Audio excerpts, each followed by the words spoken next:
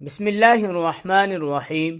ام المؤمنین حضرت عائشہ صدیقہ رضی اللہ تعالی عنہا کو مخاطب کر کے رسول اکرم صلی اللہ علیہ وسلم نے فرمایا، اے عائشہ، میں تمہاری ناراضگی اور خوشی کو پہچان لیتا ہوں۔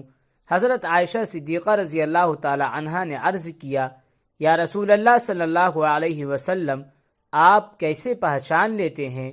رسول اکرم صلی اللہ علیہ وسلم نے فرمایا، جب تم خوش ہوتی ہو تو کہتی ہو ہاں محمد کے رب کی قسم، اور جب تم کسی بات پر ناراض ہو تو پھر میرا نام نہیں لیتی بلکہ کہتی ہو نہیں ابراہیم کے رب کی قسم۔